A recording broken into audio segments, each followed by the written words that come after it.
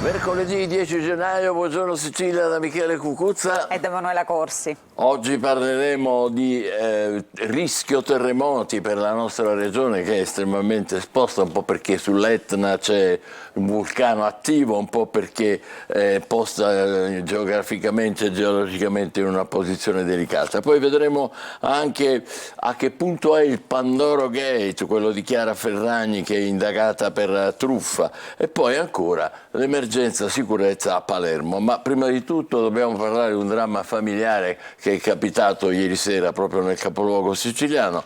Una donna, madre, ha ucciso la figlia, l'ha strangolata e ha chiamato il 112 autoaccusandosi del delitto. Pare che la vittima soffrisse di depressione, ma la polizia non tralascia altre piste. Vediamo. Ho strangolato mia figlia. La chiamata al numero unico di emergenza 112 parte da un'abitazione di via del Visone 12 nel quartiere Bonagia di Palermo, dove si è consumato il dramma familiare. Ad avvisare le forze dell'ordine è una settantenne che ha confessato l'omicidio. La vittima si chiamava Maria Cirafici ed aveva 44 anni. Il delitto è avvenuto all'ora di cena. L'anziana è stata presa in consegna dalla polizia, mentre al 118 non è rimasto altro che constatare il decesso. Avrebbe raccontato di essere da tempo sotto pressione perché la figlia, pare, soffrisse di depressione. Sul collo della vittima segni di una corda o di un filo stretto, forte alla gola. Dell'omicidio, come detto, si è autoaccusata la madre, ma gli investigatori della squadra mobile lasciano aperte altre piste. Ad insospettire i poliziotti è l'età dell'omicida, che potrebbe non aver avuto la forza di strangolare la figlia. Nella notte, negli uffici della squadra mobile, l'anziana signora è stata sottoposta ad un lungo interrogatorio alla presenza del suo avvocato. L'abitazione è stata transennata e sul posto sono scattati i rilievi degli specialisti della polizia scientifica. Gli inquirenti hanno sentito subito i vicini di casa e i familiari per capire anzitutto se al momento del delitto le due donne fossero da sole in casa. Torniamo sul duplice femminicidio di Naro. Omar l'assassino resta in carcere, intanto emergono nuovi e agghiaccianti particolari sulle ultime ore delle vittime. Delia Zarniscu è morta tra mille sofferenze, seviziata e tra le altre atrocità subite anche con una lametta. Oggi sono attesi a Naro i RIS per ulteriori rilievi. Seviziata con una lametta e ferita alle gambe al solo scopo di provocarne sofferenza. Si aggiunge atrocità all'atrocità nei dettagli del femminicidio di Delia Zarniscu, 58 anni, una delle due donne uccise nel centro storico di Naro, nell'Agrigentino. L'ennesimo sconcertante particolare dopo quelli dei colpi alla testa con l'angolo di un grosso televisore e con una stufetta è emerso dal provvedimento di convalida del fermo di Omar Edgar Nedelkov, il romeno 24enne accusato di duplice omicidio e vilipendio di cadavere, per il quale il GIP Jacopo Mazzullo ha disposto l'arresto in carcere. Al giovane è stata contestata anche l'aggravante della crudeltà. Dai rilievi del nucleo investigativo antincendi dei vigili del fuoco di Palermo, nell'appartamento di Vicolo Avenia, dove è stato trovato il cadavere carbonizzato dell'altra vittima, Maria Russa, 54 anni, è stata confermata l'assenza di tracce di benzina o altro liquido infiammabile. L'incendio sarebbe stato appiccato alla poltrona, dove nei pressi è stato rinvenuto il corpo della donna. Nel frattempo il municipio e il sindaco Brandara ha ricevuto la figlia di Maria Russa, Marcela, che ha lanciato un accorato appello a tutte le altre ragazze che sarebbero state molestate dal romeno arrestato a denunciare per avere giustizia. Nelle abitazioni di Via Vinci e Vicolo Avenia arriveranno i RIS di Messina per eseguire ulteriori rilievi. A Palermo l'Assemblea regionale ha dato il via libera alla legge finanziaria, ma la norma più importante probabilmente tra quelle approvate è contenuta nella legge stralcio, ed è quella che prevede l'assunzione diretta per gli orfani delle famiglie delle vittime di femminicidio, scusate, per le donne rimaste sfregiate. Vediamo. Stabilizzazione di precari, incentivi ai medici in prima linea, nuove norme per gli insediamenti dei grandi marchi nei centri storici, aiuti all'agricoltura, misure a sostegno dei comuni sia per gli effetti delle migrazioni che per l'uscita dal dissesto e tanto altro. Ma su tutto l'approvazione della legge di stabilità e il bilancio della regione in tempo per evitare l'esercizio provvisorio. Dopo 21 anni la Sicilia tornerà a poter pagare i propri conti con continuità e senza ritardi, almeno queste le premesse. Sono gli effetti del via libera alla finanziaria regionale siciliana dopo una maratona durata 24 ore all'ARS, con 39 voti favorevoli, 24 contrari, sono stati approvati bilancio e legge di stabilità, mentre il maxi emendamento no, quello sarà votato a parte come legge autonoma. Schifani ringrazia tutti, Falcone parla di momento storico e sull'approvazione nei tempi piovono commenti positivi da tutto il mondo produttivo, ma la partita non è ancora chiusa. In discussione adesso c'è la norma stralcio da 100 milioni di euro ed è all'interno di quella legge che arriva il via libera ad un'altra norma. In Sicilia le donne che hanno subito violenza che ha portato a una deformazione o uno sfregio permanente e gli orfani di femminicidi potranno essere assunti per chiamata diretta dalla pubblica amministrazione. Si tratta di un ampliamento della legge regionale che prevede questi benefici per le vittime di mafia. A poter assumere saranno la regione, gli enti locali, le aziende sanitarie e gli enti o gli istituti degli stessi vigilati. Una norma sulla quale mette il cappello il deputato Sud Chiama Nord, Ismaele Della Vardera, e alla quale applaudono tutti, ma che adesso dovrà superare il vaglio di legittimità. In passato un analogo ampliamento della platea dei benefici della legge sulle vittime di mafia era stato impugnato e la regione aveva perso nelle sedi giudiziarie. Alta tensione a Catania alle sue scuole di frontiera dopo il raid vandalico all'Istituto Brancati di Librino. Si contano i danni e si cercano i responsabili e soluzioni possibili. Intanto il presidente della sesta municipalità, Valenti, ha convocato un consiglio straordinario e ha chiesto l'intervento dell'esercito. È rimasta, come potete vedere, soltanto la staffa. Qui c'era una delle tante lavagne interattive, la cosiddetta LIM, in questo caso della classe quinta C della primaria. Dopo un lungo inventario, ancora non definitivo, sono 6 le LIM sottratte dall'Istituto Vitaliano Brancati di Catania, vandalizzato durante la chiusura per le festività natalizie ed ancora chiuso, con 300 bambini tra infanzia, elementari e medie costretti a prolungare le vacanze. La scuola riaprirà tra giovedì e venerdì, non prima di aver bonificato tutti gli ambienti, dove anche oggi l'aria è irrespirabile a causa dell'incendio appiccato in segreteria. E l'interrogativo principale è uno: perché sono stati dati alle fiamme i faldoni della scuola? Quale messaggio si voleva lanciare? A rispondere al quesito è il presidente della sesta municipalità, Francesco Valenti, che ha convocato un consiglio straordinario per fronteggiare l'emergenza. Cosa c'è dietro questi raid vandalici? Direi la volontà di fare danno e danneggiare assolutamente dei plessi scolastici che sono un'eccellenza sul nostro territorio. Cosa fare? Sicuramente chiedere maggiori controlli da parte delle forze dell'ordine anche per il tramite dell'operazione Strade Sicure. Questa è una proposta che è stata lanciata già in passato dal nostro Consiglio e secondo me può essere una soluzione ideale per pattugliare dei plessi purtroppo spesso isolati e difficili da controllare. Questa potrebbe essere una buona soluzione. Ingenti danni alla Vitaliano Brancati. Siamo entrati nell'ufficio di presidenza dove ancora tutto è a soqquadro. A terra la cassaforte che i vandali non sono riusciti a violare. Chissà se l'obiettivo fosse proprio il denaro all'interno e, non riuscendo nell'intento per ritorsione, sia scattata la folle idea di incendiare la scuola. Pazzesco, veramente pazzesco. Emanuela, e i giornali ne parlano stamattina? Sì, ne parla la Sicilia nella prima pagina di Catania, ecco qui. Corsa contro il tempo per riaprire a Librino la Vitaliano Brancati. Dopo i raid vandalici e la visita dei ladri nell'istituto del Viale San Teodoro, il comune è al lavoro per rendere agibile il plesso al più presto. La deputata Ars Saverino invoca pene esemplari per i colpevoli. Restiamo sulla pagina appunto di Catania, vediamo quando turismo fa rima con il cinema, questa iniziativa dell'amministrazione comunale per incentivare i set nelle strade della città. Fondi a disposizione anche per congressi, gite scolastiche ed eventi sportivi. L'amministrazione comunale di Catania ha varato una delibera, leggiamo, in cui propone di invitare a Catania le grandi produzioni cinematografiche per garantire un ritorno anche turistico alla nostra città. Un po' come è accaduto con Macari, la fiction televisiva. L'iniziativa, che prevede uno stanziamento di fondi anche considerevole, investirà comunque anche altri comparti, dicevamo quello congressuale, quello sportivo e quello strettamente legato alle gite scolastiche. Ma andiamo a vedere la prima pagina nazionale appunto della Sicilia, tutti gli argomenti di oggi. Allora, intanto Regione via libera alla finanziaria della normalità. Dopo 21 anni niente esercizio provvisorio, misure per 1 miliardo, Schifani canta vittoria. I personaggi, Falcone, Galvagno e San Martino, il tridente di Renato tra ruoli e ambizioni. E poi in forse la legge spot sui femminicidi, le scelte sui territori, a chi tanto, a chi niente. Tutto questo contenuto appunto nella nuova finanziaria approvata dall'ARS.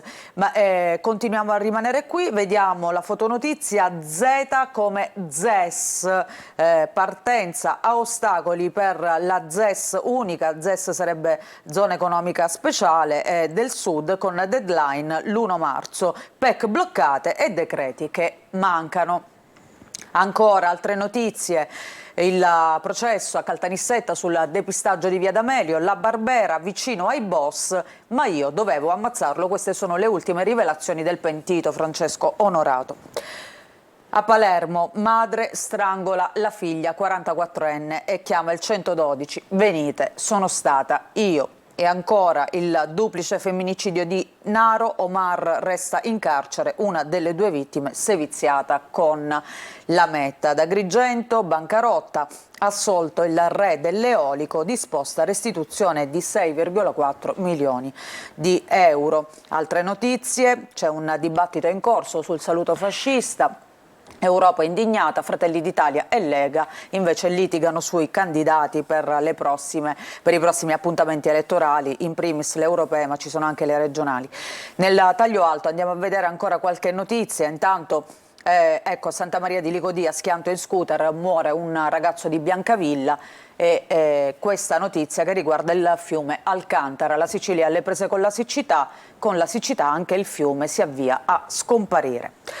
Andiamo a vedere all'interno la finanziaria in primo piano, quindi Regione, la manovra della normalità. Schifani esulta, nostro grande risultato, dopo 21 anni niente esercizio provvisorio, misure per circa 1 miliardo, regge l'accordo centrodestra-opposizioni, approvato anche la legge stralcio da 100 milioni. In questa legge appunto è contenuta questa norma sulle vittime di violenze appunto di violenza e per i ragazzi che sono figli di vittime di femminicidio. E poi in retroscena il buono, il brutto e il cattivo, e ecco i ruoli e le ambizioni del triello etneo di Renato, scrive oggi la Sicilia. Stiamo parlando di Falcone, Galvagno e San Martino, decisivi nelle trattative con le opposizioni. Chi sarà l'erede al trono? Appunto questo è l'articolo di Mario Barresi. E poi sempre femminicidi, perplessità sulla norma per assumere, e poi a chi tanto e a chi nulla, perché sono previsti nuovi fondi per i comuni, fondi diretti a 1/3 dei 391 comuni, quelli cari ai deputati. L'ingiustizia, dimenticare le comunità terapeutiche per le dipendenze.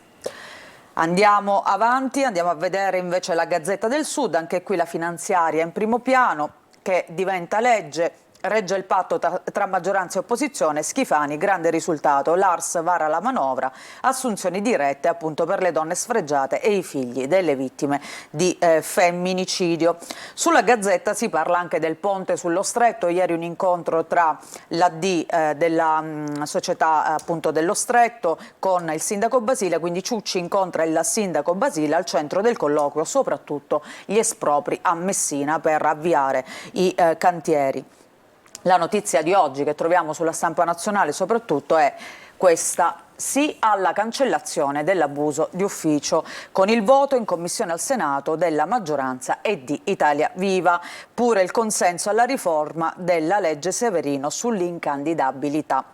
E poi si parla oggi anche di Sgarbi che è indagato per autoriciclaggio di beni culturali per questa tela di Manetti. È indagato a Macerata per l'indagine sul dipinto appunto di Rutilio Manetti, trafugato dal castello di Buriasco nel 2013 e riapparso a Lucca nel 2021 come inedito di proprietà appunto di Sgarbi.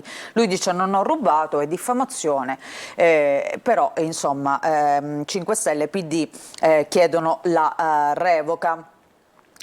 Ancora vediamo altre notizie. A Capodorlando esplode una bombola, appartamento devastato dal rogo. Sempre a Capodorlando crolla la strada a San Gregorio e stamattina i primi interventi per frenare l'avanzata del mare, un'emergenza annunciata. A Barcellona, Pozzo di Gotto, incidente in moto, il macellaio muore dopo 13 giorni. Andiamo a vedere all'interno della Gazzetta del Sud, intanto la notizia di oggi di questa madre di 70 anni che strangola la figlia quarantenne. È stata l'anziana ad avvertire le forze dell'ordine. Il delitto è avvenuto in casa. Anche se ancora ci sono c'è un giallo, ecco, dietro questa morte. Poi seviziata prima dell'omicidio, anche questa un'altra notizia, perché emergono retroscena raccapriccianti appunto sul duplice omicidio di Naro, femminicidio, confermata la custodia cautelare in carcere per l'indagato 24enne. E restiamo ancora qui. In una scuola di Vittoria, maltrattamenti, sono state condannate 2 maestre. Il reato è di maltrattamenti aggravati e in concorso ai danni dei bambini di una classe di scuola dell'infanzia di Vittoria nel Ragusano. Poi la notizia del processo a Caltanissetta, la Barbera vicino ai boss, dovevo ucciderlo, le parole del pentito Francesco Onorato che ha parlato appunto nel corso del processo sul depistaggio nell'inchiesta di Via D'Amelio.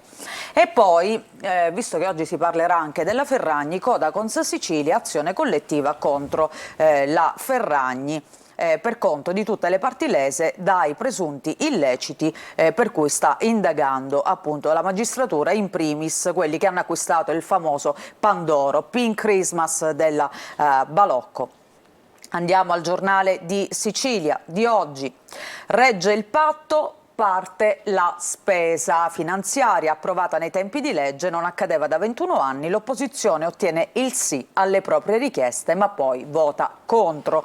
70 milioni in più rispetto alle previsioni, ma la Regione evita la paralisi dei conti. Il commento entusiasta di Schifani che dice grande risultato, darà possibilità di sviluppo. E poi i commercianti che sono soddisfatti per un'altra norma che consentirà l'apertura di negozi più grandi nei centri storici. Chi è scontento? I medici. Incentivi ai medici per andare nei pronto soccorso e nelle sedi disagiate, i sindacati parlano di misure inefficienti.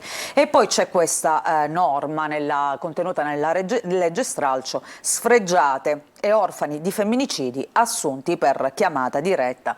La foto fa vedere le famose scarpette rosse equiparati ai familiari delle vittime di mafia. Strangola la figlia quarantenne, vediamo nel taglio basso, poi chiama la polizia e confessa il delitto ieri sera a Bonaggia. La vittima si chiamava Maria Cirafici. Secondo il racconto fatto agli agenti dall'anziana madre, soffriva da tempo di depressione. L'uccisione al culmine di una lite nell'appartamento di Via del Visone.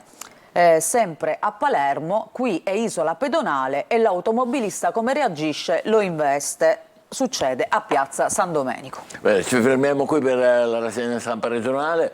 State con noi, fra qualche istante i giornali nazionali con le notizie anche internazionali. Buongiorno Sicilia, a più tardi.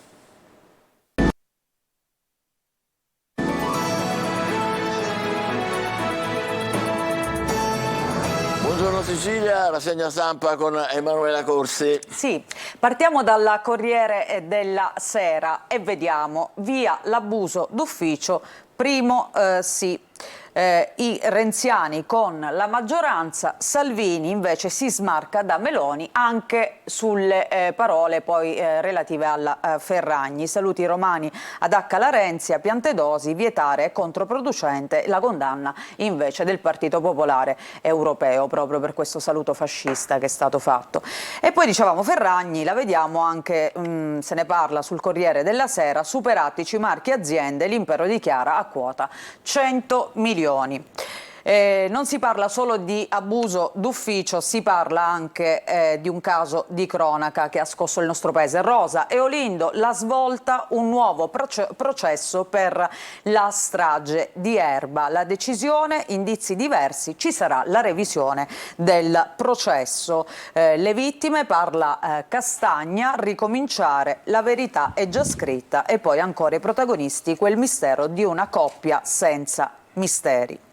C'è la foto qui nel taglio centrale invece dedicata al nuovo premier francese. Attal, 34 anni, diventa appunto il premier, la scelta di Macron, è il più giovane di sempre. Ma intanto andiamo a vedere a pagina 2 un nuovo processo per la strage di Erba, battaglia sulle prove. Brescia, sì dei giudici, all'istanza di revisione il 1° marzo la decisione su quali fonti ammettere. Le prove della condanna, ricordiamo, sono state la testimonianza dell'unico sopravvissuto, che era Mario Frigerio, uno dei vicini appunto di Rosa e Olindo. Il sangue trovato sull'auto di Olindo, la confessione e poi la ritrattazione, perché loro all'inizio avevano confessato ma poi avevano ritrattato, le ammissioni scritte sulla Bibbia e poi la corrente staccata dal cortile. Tutte queste prove poi hanno portato alla condanna per ergastolo della coppia.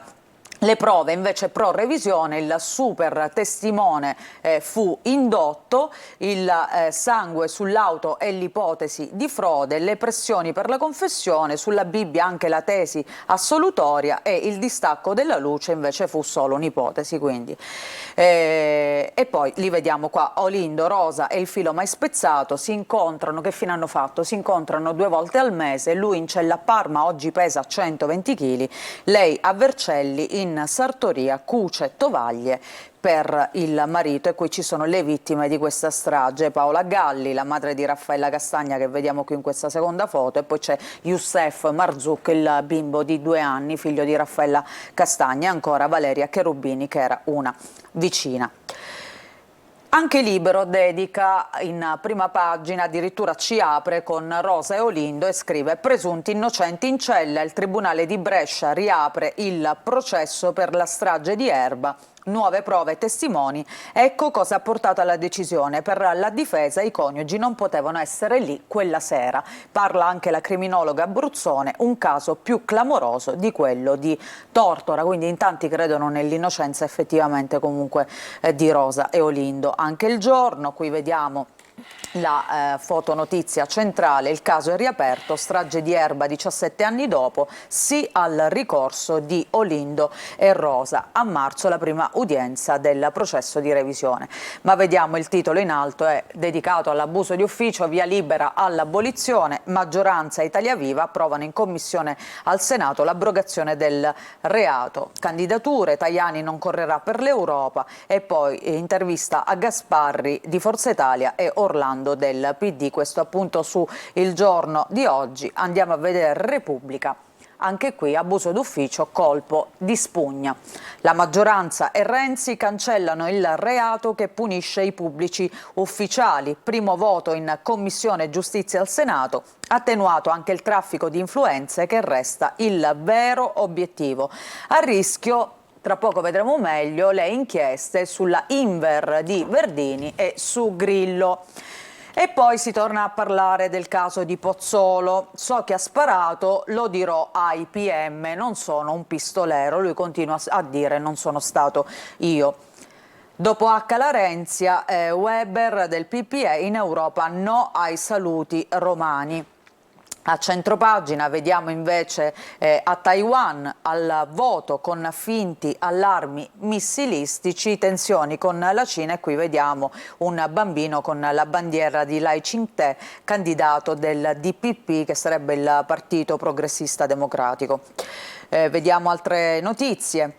Allora, leggiamo qua il premier francese Attal, giovane, gay e anti-Salvini, scrive appunto Repubblica. Intanto andiamo a vedere a pagina 2 l'addio all'abuso d'ufficio, primo sì, al colpo di spugna. In Commissione Giustizia del Senato la maggioranza cancella il reato inviso agli amministratori locali. Via anche la Severino, non sono più previste le dimissioni dopo la condanna in primo grado. Con il centrodestra votano ancora una volta i renziani e qui vediamo nella foto il ministro della Giustizia Carlo Nordio. L'allarme di Dem e 5 Stelle, così si spalancano le porte ai comitati del malaffare. Parla anche un docente di diritto penale, Gianluigi Gatta. Il giurista dice che con la modifica saranno travolte più di 3.000 sentenze. Questo potrebbe essere uno degli effetti appunto di questa abrogazione. Da Verdini a Palamara, tutti salvi. La nuova norma cancella anche il traffico di influenze. La riforma prevede che il facilitatore potrà essere punito solo se riceverà soldi e li girerà al pubblico ufficiale nell'esercizio delle sue funzioni. E vediamo chi potrebbe beneficiare appunto delle modifiche normative al traffico di influenze. L'ex PM Luca Palamara, che ha patteggiato per traffico di influenze davanti al GUP di Perugia, potrebbe chiedere al giudice di dichiarare l'estinzione del teatro se la fattispecie verrà modificata. C'è anche il fondatore di 5 Stelle Grillo. A marzo scorso la Procura di Milano aveva chiuso l'indagine sui rapporti di Grillo con l'armatore Vincenzo Norato, un altro processo che potrebbe non iniziare mai. E poi Tommaso e Denis Verdini. Il primo è finito ai domiciliari, mentre il padre è solo indagato. Le accuse sono di corruzione e turbata libertà degli incanti. Ma che cos'è questo abuso d'ufficio? Lo scrive oggi appunto la Repubblica. Nel codice penale l'articolo 323, reato previsto da Mussolini, che punisce il pubblico ufficiale che causa un danno all'interesse pubblico a un soggetto privato ottenendo un beneficio per sé o per gli altri. Cambiamo argomento, invece andiamo in Francia. Macron punta su Attal, giovane, gay e anti-Salvini. Lavorerò, dice lui, senza tabù. L'ex ministro dell'istruzione di 34 anni era già tra i politici francesi più popolari. Sarò premier con forza e umiltà. E lo vediamo appunto qui in questa foto dopo la nomina come premier. A lui il giornale dedica questa fotonotizia nel taglio centrale e scrive: così giovane, così anti-italiano, Attal, nuovo premier sosia di Macron, nominato appunto ieri in Francia. Nel taglio alto vediamo il titolo occupazione record, l'Italia cresce in un anno, 520.000 posti di lavoro in più, altro che reddito 5 Stelle. Andiamo a vedere la Stampa. La Stampa scrive oggi: inchieste, il governo sbanda, scontro sull'abuso di ufficio. Primo sì del Senato all'abolizione del reato, Renzi e Calenda con la maggioranza. Fallita l'ex società di Santanchè e Sgarbi indagato invece per riciclaggio. Pozzolo sospeso. Poi vediamo due fotonotizie, da un lato c'è Fabio Fazio, che tempo che Faber, scrivono, Fazio ricorda De André, è vivo grazie ai giovani, e poi lo scacco alle regine dopo che la regina Margherita di Danimarca ha abdicato. In Europa in questo momento ci sarebbero soltanto re, quindi le famose quote rosa per quanto riguarda le corone non ci sono. Ancora altre notizie, anche qui la storia, Rosa, Olindo, la strage e il processo infinito. Andiamo a vedere qualche altra prima pagina. Il Tempo, ingiustizia Italia, il nodo toghe. Andrà revisionato il processo di Erba con Olindo e Rosa già condannati in via definitiva. Salvini garantista su Ferragni, lontana anni luce da me, ma deve decidere il tribunale, ha detto. E poi costa duro sui magistrati, quelli che sbagliano devono pagare come tutti gli altri. E a proposito di Salvini e della Ferragni c'è questa vignetta del Tempo di Osho, e comunque tra panettone e Pandoro tutta a vita Pandoro. Ecco, vediamo qui appunto Salvini con la Meloni.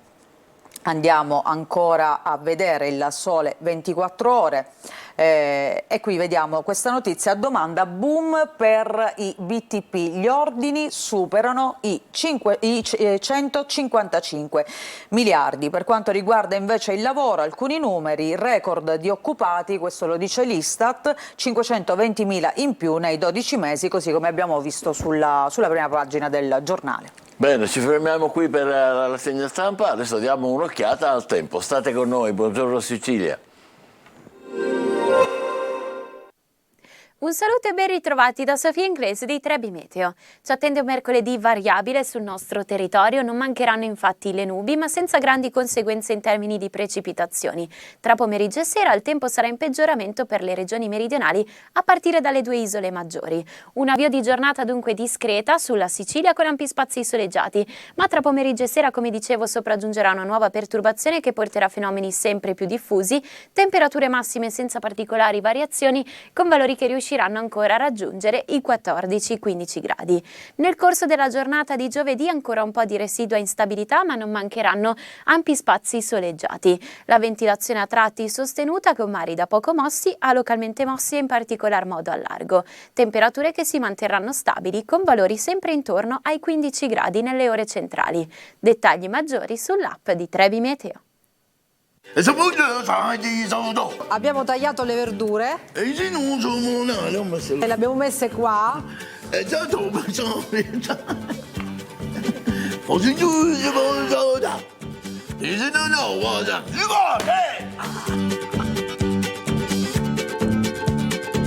Festeggiare un goccettino, ma che bontà, ma che bontà, ma che cosa possiamo fare? Ma che tutti i giorni su Antenna Sicilia. Questa roba qua. Eccoci qua, sono già a colloquio con il primo ospite, il professor Marco Romano, che insegna economia e gestione delle imprese e marketing all'Università di Catania. Vogliamo parlare del Pandoro Gates, non tanto per fare qui giornalisticamente il processo alla Ferragni, ma cercare di capire che diavolo è successo. L'ultima notizia di stamattina, l'abbiamo appena letta, il Codacons Sicilia ha promosso una class action cioè di tutti i presunti danneggiati. Che vuol dire, professore? Che probabilmente qualcosa nella meccanica promozionale non ha funzionato e quindi i consumatori si sentono frodati. La frode in commercio in generale o la comunicazione non veritiera è sanzionata. Dobbiamo immaginare un percorso di analisi dell'attività promozionale come è stata dichiarata in fase di proposta dall'azienda e dalla società della nostra influencer, che quindi questa analisi, questa meccanica verrà analizzata e verrà valutata per l'eventuale responsabilità. Vediamo che cosa sappiamo fino a questo momento dal punto di vista tecnico. Allora, tutto è cominciato con l'antitrust, che ha multato la società di Chiara Ferragni e la Balocco, che è quella che fa il Pandoro che stiamo vedendo, per 1.400.000 euro per quello che ormai viene chiamato il Pandoro Gate. A questo punto da una indagine con una multa dal punto di vista puramente tecnico, no? Amministrativo, non penale, invece è partita l'indagine dei PM milanesi, per cui a questo punto hanno dato mano libera a iniziativa della Guardia di Finanza e alla fine l'imprenditrice è indagata per truffa aggravata dalla minorata difesa. Prima di capire cos'è la minorata, che siamo minorati. No, in realtà il fatto è il consumatore che tendenzialmente poi con il fenomeno degli influencer ha dimostrato di esserlo, è credulone, quindi tendenzialmente crede a tutto, non è in grado di verificare il meccanismo, cioè la promozione potrebbe essere collegata al fatturato, quindi una quota delle vendite potrebbe essere donata, utilizziamo delle ipotesi per capire come effettivamente è stato dichiarato. Dovremmo vedere cosa hanno dichiarato, se era collegata alle vendite, e allora all'aumentare delle vendite aumentava il contributo che era stato dichiarato in favore dell'ospedale per i bimbi, che chiaramente sono delle tematiche molto rilevanti. La creduloneria o la fiducia. Questo vuol dire la parola minorata difesa, che noi non abbiamo gli strumenti per proteggerci e difenderci da eventuali truffatori. Al centro dell'inchiesta leggiamo c'è uno scambio di mail, ci sarebbe fra la squadra della Ferragni e lo staff della Balocco che produce appunto i famosi Pandoro, prima della stesura del contratto, per valutare se c'è la volontà di una parte o di entrambe di raggirare scientemente il consumatore, perché se non ci fosse non ci sarebbe neanche reato e nemmeno credo dal punto di vista amministrativo, professore. No, appunto, dipende da cosa è stato dichiarato e come è stato comunicato, perché il problema poi sta proprio nella comunicazione ingannevole. Non sono nelle condizioni di conoscere la meccanica, io mi fido di te, quindi l'influencer e la marca, quindi il brand, la reputazione del brand, in questo caso Balocco, ma anche ormai il brand Ferragni, perché è un brand di grande rilevanza nei canali digitali. Qui viviamo in questa completa immersione tra il digitale e il materiale, il fisico. Per la cronaca ha 30 milioni di follower, metà della popolazione italiana, e con questa vicenda ne ha persi soltanto 100.000. Esatto, lei ha individuato proprio il punto. Allora, nel canale fisico la Ferragni ha avuto un calo, parrebbe, nel negozio nel flagship store cosiddetto di Milano, ma quanti sono i comportamenti realmente sanzionatori di un comportamento ingannevole da parte delle Ferragni, o quanti sono i comportamenti di falsa sanzione per non dare pubblicamente visibile il comportamento dell'acquisto. Mentre nei social viviamo nell'anonimato, non ci distacchiamo dal nostro beniamino, in questo caso dal nostro influencer, a cui affidiamo scelte, a cui affidiamo di valutare marchi o valutare prodotti, e ci leghiamo a loro attraverso questi canali.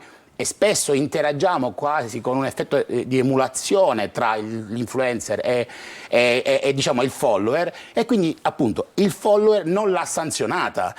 E questo lo potremo vedere nel tempo, questa omnicanalità, quanto perderà in termini di vendite il set di imprese che ruota questo intorno. Potrà dipendere dall'andamento del processo oppure no?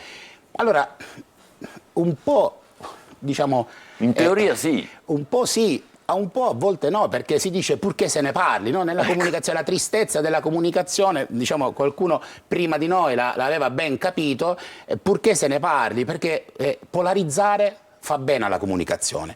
Quindi creare una contrapposizione di chi a favore e di chi è contro. Poi c'è anche il marito che contribuisce con la sua capacità. Adesso ho appena detto, sotto casa qui abbiamo più gente che quando hanno arrestato Messina Denaro. Sono dei tecnici e c'è una squadra, non sono due giovani improvvisati. Tra l'altro, se posso fare un passaggio storico, la Ferragni rispetto ad altri ha ben copiato un modello di business che era stato sviluppato negli Stati Uniti, forzando un'area di scarsa regolamentazione della comunicazione e della promozione dei prodotti in ambito di momenti non dichiaratamente pubblicitari. Quindi la pubblicità ingannevole, che una volta fu rilevata nelle trasmissioni del nostro Pippo Baudo per essere proprio nazionalpopolari, quando c'era l'inserimento di alcuni prodotti, nei social non era disciplinata. Oggi è necessario mettere il hashtag ADV.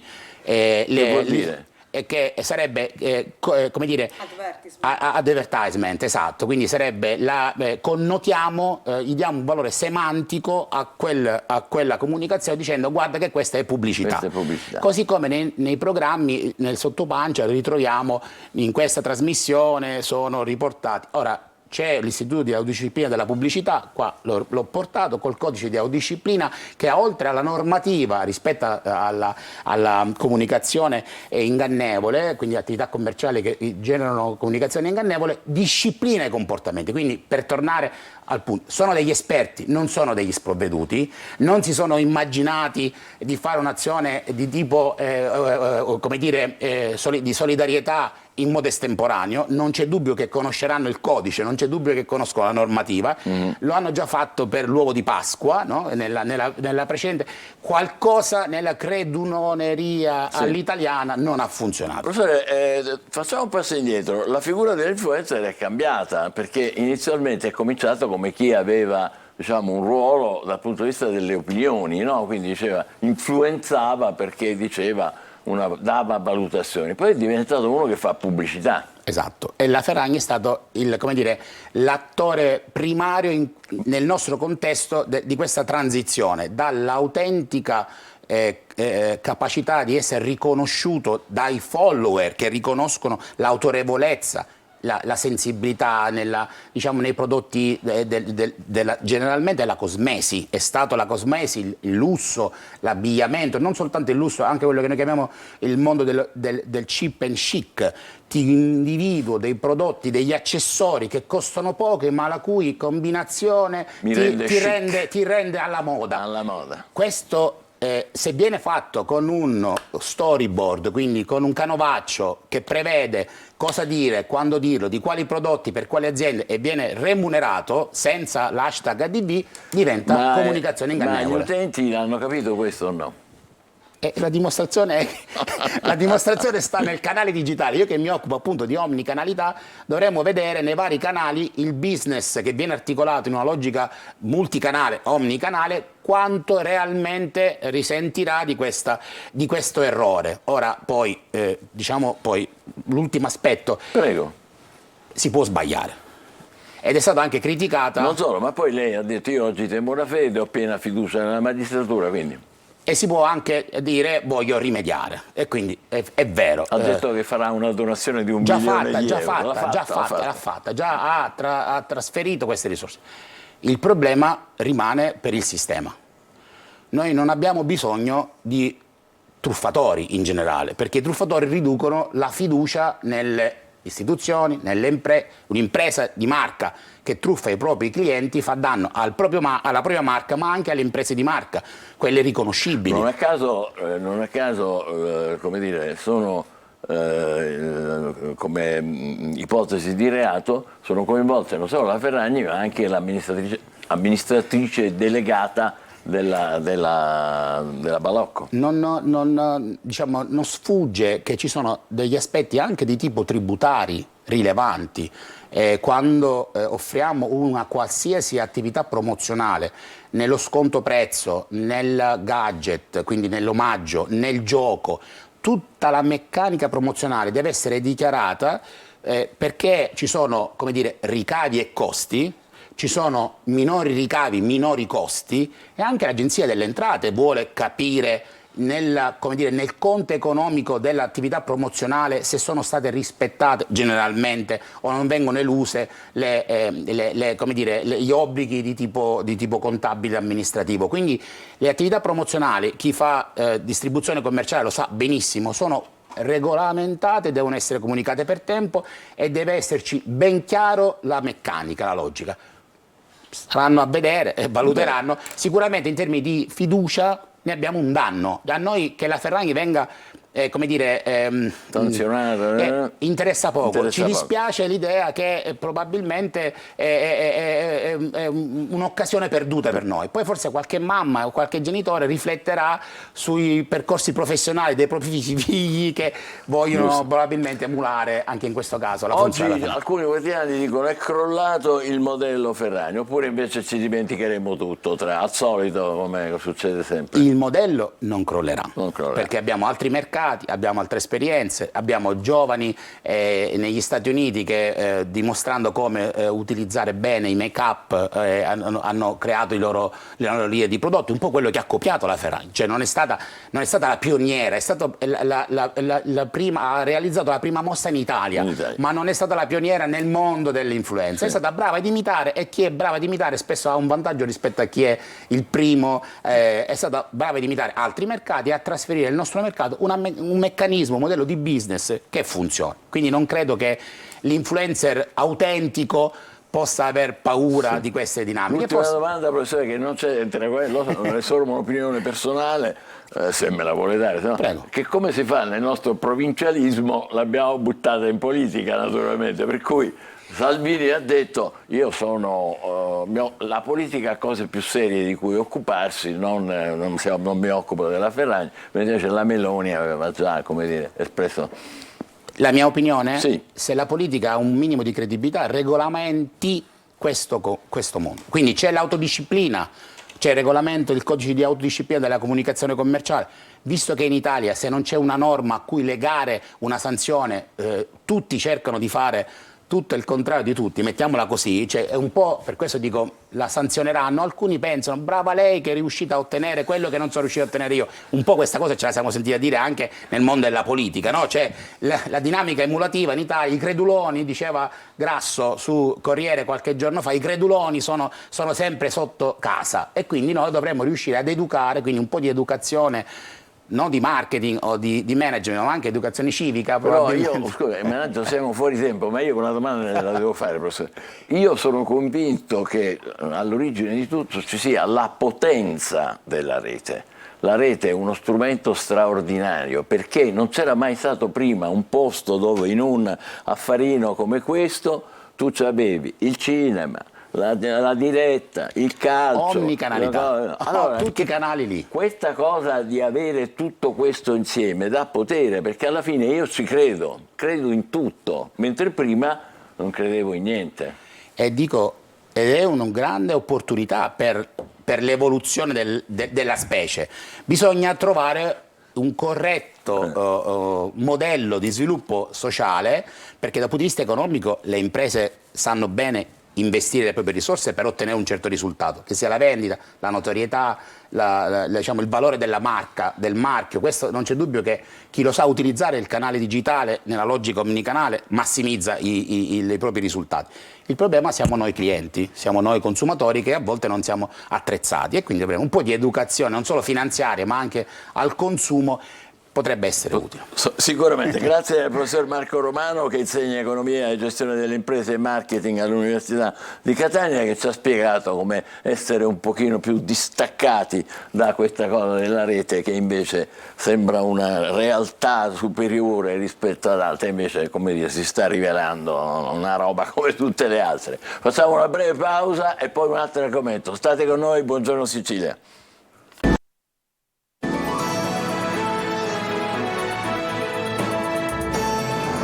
Abbiamo tre ospiti, adesso vogliamo parlare di eventi sismici dove la Sicilia primeggia. Niente paura, non è successo nulla, speriamo che non succeda nulla, però è inevitabile riconoscere che la Sicilia è un po' all'epicentro di un'area dove i terremoti sono molto frequenti. Tanto per dare un dato, è la regione che ha fatto registrare più terremoti di magnitudo pari o superiore a 2.0. Ci sono stati 181 eventi con questa magnitudo. Siamo la regione più esposta del paese, forse di un'area ancora più vasta, no? Assolutamente sì. Allora, non ho presentato gli ospiti, infervorato nella questione del sisma, Mauro Scaccianosa, che è presidente dell'Ordine degli Ingegneri di Catania, che ritorna qua, bentornato, Sebastian Carlo Greco, che è presidente dell'Ordine degli Architetti, e poi in collegamento Andrea Barocci, che è presidente dell'Istituto Sismico Italiano. Buongiorno e benvenuto anche a lei. Prego. Buongiorno. Buongiorno. Noi domani appunto ricorderemo il terremoto devastante della Val di Noto, 331esimo anno, proprio per aumentare questa sensibilità e soprattutto la consapevolezza nei cittadini che viviamo una terra fragile e che dobbiamo invertire la tendenza per evitare che il terremoto, che certamente ci sarà, perché bisogna dirlo, non porti le conseguenze che ha portato allora. Ricordiamo che allora la popolazione... Siamo nel 1693, un po' di anni fa. Molti anni fa, ma sappiamo che la probabilità che ritorni un terremoto man mano che si allontana dal momento del Big One è più probabile che accada.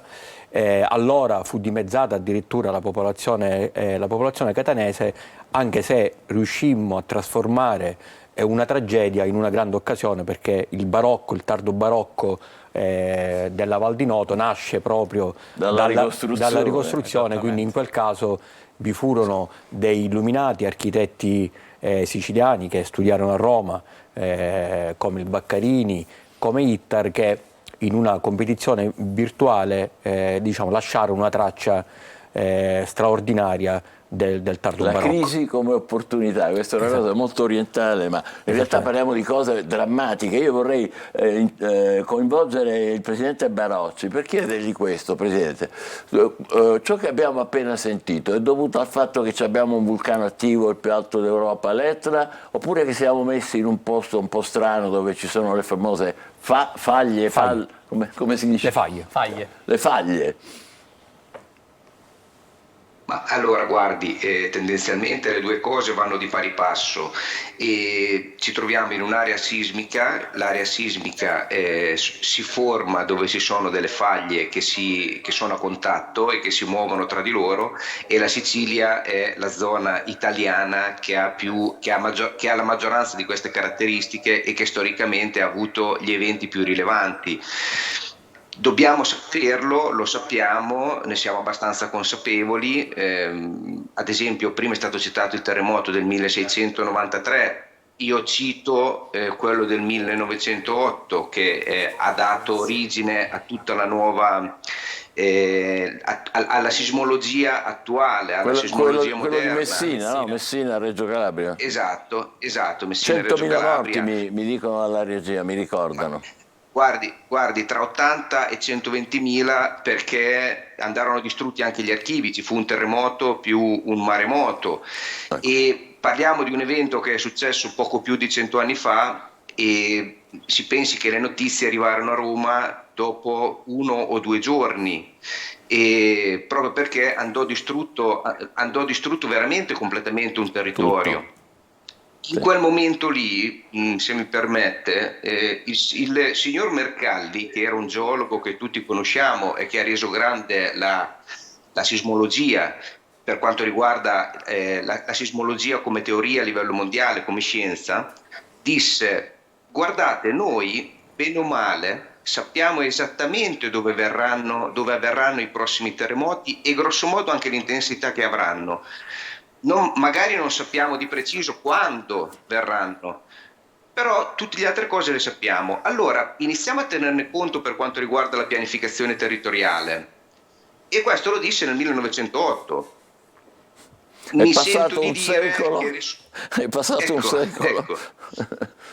Ecco. E siamo allo stesso punto. Mi sento di dire che le sue parole, esatto, sono state abbastanza disattese. Allora, volevo dire che domani, ricordo, come giustamente mi ricordava il Presidente Scaccianoce, domani un convegno organizzato all'Università di Catania, all'aula magna dell'edificio della didattica della Cittadella, riunirà intorno al tavolo istituzioni, accademici, ricercatori, professionisti impresedili, con l'obiettivo di fare sistema sul tema della sicurezza. Però, Presidente, le devo fare questa domanda che facevano sempre a mio padre vulcanologo, noi giornalisti. Non si possono prevedere i terremoti, è vero, l'ha detta adesso. Si può sapere che siamo in una zona sismica, però... Esatto, cioè non li possiamo prevedere se ragioniamo in termini di prevenzione come momento esatto. In realtà noi sappiamo esattamente, anzi abbiamo ancora più affinato quello che diceva Mercalli, quindi sappiamo esattamente nelle zone sismiche in cui è divisa tutta l'Italia, e tutta l'Italia è attraversata da zone più o meno sismiche, e tutta l'Italia è sismica con diverse intensità. Sappiamo esattamente l'intensità che potranno avere, l'intensità massima che potranno avere i prossimi terremoti, e grosso modo anche la ciclicità di questi eventi. Quindi dobbiamo tenerne conto. No. Il problema, io prima ho sentito una frase molto interessante nell'intervento precedente che riguardava il Pandoro Gate, ho sentito purché se ne parli, e io lancio un appello anche ai colleghi che sono in sala: noi dobbiamo ragionare nella stessa ottica, cioè purché se ne parli. Ingegneria sismica italiana si trova su tutto il territorio, e in particolare a Catania abbiamo una partnership molto forte con ANCE, e riscontriamo, per quanto riguarda la cultura, che è molto carente su queste tematiche. Se vogliamo veramente cominciare a parlare di sicurezza, perché un conto è il rischio, un conto è parlare di sicurezza, col rischio bisogna convivere in qualsiasi momento della nostra vita, dal momento in cui ci alziamo la mattina. Va bene. Ma se vogliamo cominciare a parlare di sicurezza, bisogna far crescere la cultura, anche per quanto riguarda i cittadini. Io la interrompo su questo perché darei la parola a Sebastian Carlo Greco, che è presidente appunto dell'Ordine degli Architetti. Ma lo stiamo facendo questo lavoro di... Allora, noi l'abbiamo chiesto a gran voce già l'anno scorso in occasione del 330° anniversario. Lo ricordavamo appunto con l'ingegnere Scaccianoci e con gli altri partner che sono i presidenti dei geologi, dei geometri e di tutte le parti coinvolti. Noi dobbiamo arrivare alla cittadinanza il più possibile e in quell'occasione noi chiedemmo ai giornalisti, nel senso lì c'era a moderare l'intervento un suo collega e chiedemmo proprio abbiamo necessità che anche voi facciate la vostra parte. Riteniamo che momenti come questo, ma altri, diciamo, ed è stato un po' come dire la roadmap che ci siamo dati noi in questo, promuovere questa sensibilizzazione del territorio e della collettività proprio in questo senso, cioè nell'ottica di favorire una maggiore conoscenza. Ma che cosa si può fare? Perché non si può fermare, come dire, la costruzione di edifici, cioè. Però dicono tutti, in Giappone sanno come fare, lo fanno, allora, lì è una terra sismica 100 volte di più da noi, però non crolla niente. Sicuramente sì, diciamo la tecnologia quando per non c'è lo tsunami, mettere in piedi diciamo, come dire, dei correttivi ci sono anche sul patrimonio costruito. Noi però dobbiamo fare tante volte il conto anche con quanto convenga, no? Tante volte intervenire sul patrimonio edilizio esistente piuttosto che magari predisporre o diciamo, facilitare anche con degli incentivi fiscali quello che può essere anche la sostituzione edilizia del patrimonio edilizio, perché tante volte, come dire, il costo-beneficio tra una demolizione e ricostruzione, anche con l'opportunità di rigenerare un territorio, no? Perché lo si diceva prima, no? Il Settecento è stata poi di fatto, come dire, una innovazione, no? C'è stato un confronto, un'apertura e anche un'opportunità per la rigenerazione di questa città e di tutto il Val di Noto, perché di fatto il terremoto fu, diciamo, di entità molto più vasta, pertanto ci diede l'opportunità di ripensare. Allora probabilmente anche questo, partendo dalle criticità e dalla conoscenza, è importante il quadro di conoscenza del territorio, del rischio, diciamo, sismico, idrogeologico, pertanto probabilmente è una strategia da poter mettere in atto in maniera corale e collettiva, dove tutti, ognuno di noi fa la propria parte, soprattutto e anche il cittadino, perché poi senza il cittadino non vai da nessuna parte, avere l'opportunità di rilanciare una visione allargata a una scala che non è soltanto quella comunale, ma è quella sovracomunale, ok? Perché noi non ci dimentichiamo che nel momento in cui noi attuiamo una pianificazione a livello, diciamo, locale, abbiamo sempre una pianificazione di macro area, no? Che in qualche modo tante volte confligge. Allora chiarezza ovviamente nella evoluzione diciamo, della pianificazione, quindi a sovrascala, diciamo, comunale, quindi per esempio alla scala dell'area metropolitana della città di Catania, per poi scendere poi nel dettaglio. Presidente Scaccianoci, lo stiamo facendo questo lavoro? Assolutamente no, diciamo, vi sono molte cose che bisogna fare. Il Presidente degli Architetti ha accennato una politica di incentivi fiscali.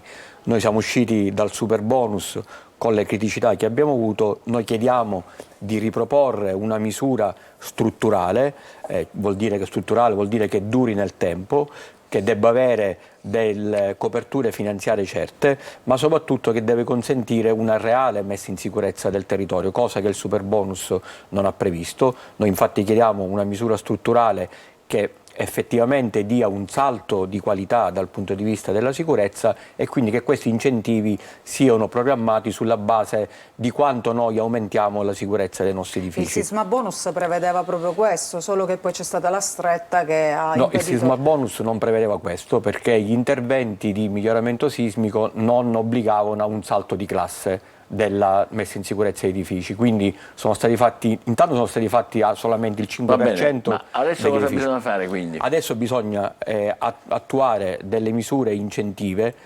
appunto come il super bonus, ma con una misura strutturale. Bisogna incentivare ad esempio le polizze assicurative, perché è impensabile che lo Stato o il cittadino da solo ce la faccia, quindi anche lì bisogna incrementare le polizze assicurative, anche mettendo degli incentivi, cosa che in altri paesi si fa, aumentare la consapevolezza del cittadino, perché lo stesso cittadino deve capire che deve mettere delle risorse proprie per garantire la propria casa. Bisogna iniziare a programmare e a pianificare il nostro territorio, così come abbiamo detto è stato fatto. Quindi vi sono tante cose. Consideriamo che negli ultimi 50 anni sono stati spesi circa 5 miliardi l'anno, quindi questi 5 miliardi l'anno, piuttosto che spenderli nella ricostruzione, vanno spesi nella messa in sicurezza, quindi nella prevenzione. Presidente Greco? Il valore di un immobile tante volte è condizionabile da un fattore di questo tipo. Cioè, se io abito in una situazione in cui il mio edificio è stato progettato ovviamente rispondendo a una normativa che non è più quella vigente, tra l'altro, come dire, è inevitabile che non posso pensare, purché pertanto possa anche trovarsi in un luogo, in un contesto meraviglioso, però da un punto di vista della sicurezza, questo incide tantissimo sul valore. Quindi ecco, bisogna entrare anche nella consapevolezzazione di questo tipo, cioè la sicurezza è, come dire, viene ancora prima del valore immobiliare. Ecco. Certo, e questo vale per il pubblico, i cittadini, sì. Le scuole per primi, no? Cioè, come dire, l'adeguamento strutturale degli Quindi istituti. molto importanti convegni come quelli che fate domani alle 3, ripeto, alla Cittadella Universitaria, organizzato dall'Università. È coorganizzato dall'Università e dagli ordini professionali. Bene, complimenti, buon lavoro, grazie per essere stati con noi. Grazie. Facciamo una breve pausa e tra poco ci trasferiremo a Palermo. State con noi, buongiorno Sicilia.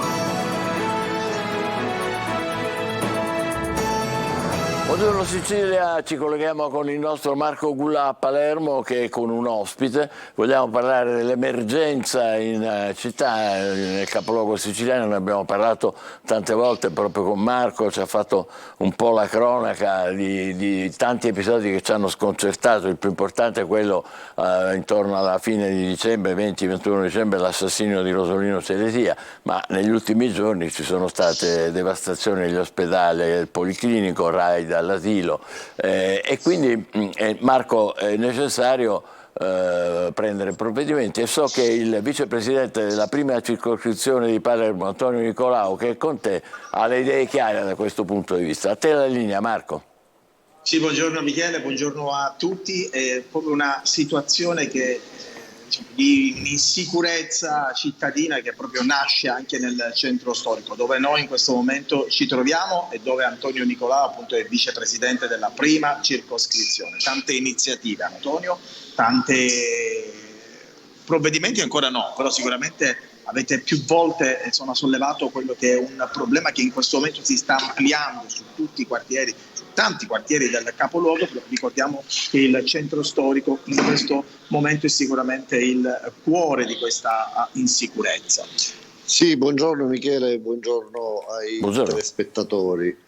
Allora, noi diciamo che le idee chiare c'erano più i residenti, i commercianti e se vogliamo anche i turisti che molto spesso si ritrovano in situazioni particolari, perché chi subisce uno scippo, una rapina, una spaccata di vetrine sicuramente ha le idee chiare. Le idee chiare sono quelle che lo Stato, il prefetto, il questore, il sindaco debbano in qualche modo garantire la sicurezza in città e soprattutto in quei luoghi, in quei quartieri dove è più vulnerabile. Ed è per questo che dopo il corteo del 12 giugno, dove noi avevamo pure fatto un collegamento, ricordo con te, per parlare di questo, di sicurezza, il 21 dicembre è stata fatta una fiaccolata dove le persone erano oltre 300, dove ha partecipato anche il vescovo di Palermo. Insomma, dico, ormai il tema della sicurezza non può più aspettare, è necessario che chi ha la delega alla sicurezza faccia un tavolo permanente, ed è per questo che ieri nell'incontro che abbiamo fatto insieme ai componenti del Comitato Uniti per il Quartiere abbiamo stilato un documento che in qualche modo raccoglie tutte quelle esigenze manifestate dai residenti, dai commercianti dopo la fiaccolata in parrocchia il 21 dicembre. Ma conferma che chiedete l'intervento dell'esercito? Noi non abbiamo detto come bisogna garantire la sicurezza. Per quanto mi riguarda, io penso che al primo posto debbano essere le forze dell'ordine a garantire la sicurezza in una città, così per come è sempre stato. Quindi dico, se il governo dovesse decidere di cambiare il colore alle divise di chi ci deve garantire la sicurezza, personalmente non ho nessun tipo di problema. Cioè, non è che il colore di una divisa che può in qualche modo cambiare quello di cui i cittadini hanno bisogno, ovvero sia la sicurezza. L'esercito rappresenterebbe un'alternativa, ma sarebbe un problema dello Stato, non dei cittadini. I cittadini chiedono le forze dell'ordine. E proprio i cittadini, adesso facciamo un cambio tecnico, scusate, abbiamo la signora Mariella che è qui al mio fianco. Michele, lei è titolare di un B&B e poc'anzi, insomma, prima del nostro collegamento in diretta, parlavamo, insomma, ho fatto anche delle domande alla signora Mariella e la faccio qui in diretta. I turisti cosa pensano di questo problema? Insomma? I turisti hanno la identica e medesima percezione di insicurezza che hanno i residenti, quindi né più né meno, forse un po' di più, perché chiaramente i residenti sono ormai, tra virgolette, abituati a vedere determinate scene, determinate cose. Le hanno magari raccontato qualche episodio? Spesso vengono invitati all'acquisto di droghe, spesso vengono guardati o attenzionati in maniera particolare da qualcuno che bivacca o sosta in attesa della vittima che passa. Per cui chiaramente la percezione di insicurezza è palese. Noi come liberi cittadini penso possiamo far ben poco se non attenzionare quotidianamente, e lo stiamo facendo insieme ad Antonio, insieme a una buona parte dei residenti di questo quartiere, che vogliono riportare alla luce la parte bella del quartiere stesso, che purtroppo viene oscurata dal brutto. Ricordiamo che siamo proprio nel cuore di Palermo, il centro storico, Michele, dove tra l'altro nei mesi addietro ci sono stati episodi di vandalismo, episodi di violenza, li abbiamo raccontati anche con appunto il vicepresidente della prima circoscrizione Antonio Nicolau. Ci sono stati anche degli episodi inquietanti, vetrine rotte, insomma è stato sicuramente un corollario di episodi che poi hanno davvero esasperato i residenti, ma anche i titolari di attività, appunto come la signora Mariella. Assolutamente sì, noi per primi abbiamo subito dei furti, ma più o meno tutti a giro, ognuno di noi ha subito degli atti o di violenza o dei furti o comunque vive nella quotidianità peraltro delle situazioni in cui c'è qualcosa che non va, dallo spaccio ai drogati che comunque sono sotto casa, ai furti, piccoli, grandi che siano, poco importa, perché non è tanto diciamo il quantitativo di roba rubata, ma è la paura, lo spavento, l'idea che tu dentro casa tua e nemmeno fuori casa tua possa essere sereno. Possiamo fare un titolo giornalistico? I residenti chiedono l'esercito. Esattamente sì. Ripeto, noi come liberi cittadini non possiamo scendere in strada a fare in modo che la legalità venga messa in atto. Noi l'unico strumento che abbiamo in mano è segnalare e lo facciamo quotidianamente nei confronti delle forze dell'ordine, lo facciamo quotidianamente nei confronti della polizia municipale, lo facciamo quotidianamente nei confronti di tutte le istituzioni. Purtroppo rimaniamo inascoltati, però siamo abbastanza fiduciosi del fatto che la nostra costanza nel ribadire quelle che sono le posizioni venga a lungo termine premiata. E speriamo proprio di sì. Antonio, un'ultimissima battuta con te prima di ovviamente chiudere questo collegamento. Quali sono i prossimi passi che farete come associazione, come ovviamente anche in qualità di vicepresidente di questa circoscrizione? Bella, possiamo dire, significativa per Palermo, ma forse un po' anche trascurata. Sì, grazie Marco, la domanda è pertinente appunto. Noi ieri abbiamo deciso in questa ulteriore assemblea libera fatta da cittadini e commercianti e chi in qualche modo tiene alla sicurezza del quartiere, ma non solo, che questa mattina un gruppo dei partecipanti di ieri consegnerà una richiesta al Presidente del Consiglio Comunale di Palermo di voler fare un consiglio straordinario fuori da Palazzo Comitini, cioè vogliamo che ci sia una seduta del Consiglio Comunale dedicata a questo tema e la potremo fare per strada, la potremo fare in parrocchia, la possiamo fare dappertutto, cioè l'attenzione non deve diminuire sul tema della sicurezza. Contestualmente abbiamo predisposto un documento che raccoglie un po' le testimonianze dei cittadini e questo documento è diventato per noi quello che noi chiederemo al prefetto, al questore e ancora una volta. Cosa dice il documento per chiudere? Che c'è nel documento? Per chiudere. Nel documento sicuramente c'è la richiesta della sicurezza, ma c'è la richiesta di istruzione culturale, vogliamo le strade più pulite, vogliamo la luce che molto spesso è ad intermittenza nelle strade dove accadono scippi e rapine e spaccate di vetro. Noi vogliamo essere partecipi di questa amministrazione comunale affinché i cittadini vengano ascoltati, ma direttamente dalla base, non dalle poltrone. Sì. Grazie, vi ringrazio tutti.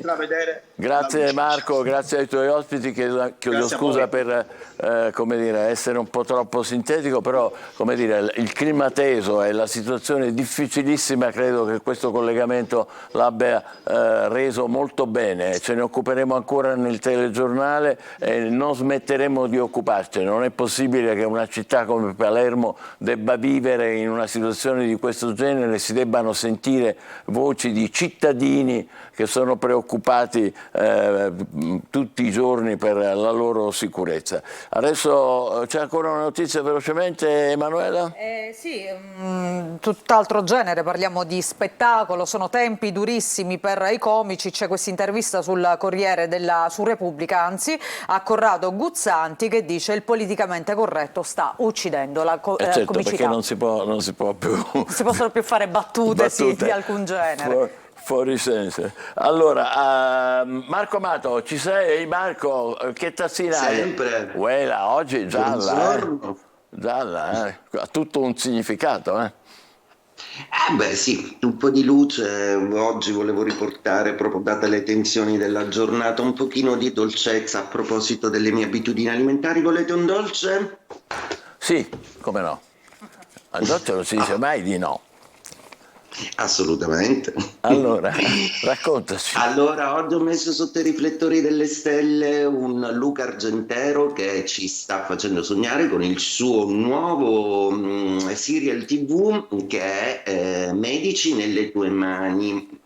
Ecco, è una prova assolutamente fiduciosa di un attore assolutamente abilissimo a calarsi nei panni di un medico assolutamente vicino e con una storia molto particolare. Perde la memoria e riscatta comunque tutto il fulcro della sua esistenza proprio rispetto all'assistenza con i pazienti. Una storia molto bella che tra l'altro rassicurante un po' il nostro Medici in prima linea, un po' il nostro IAR. Vedete, l'attenzione sociologica che hanno la presenza di figure rassicuranti in TV che soprattutto stanno vicino in una situazione d'emergenza, qualcuno ha sempre un grandissimo successo, ce lo insegnano i format americani.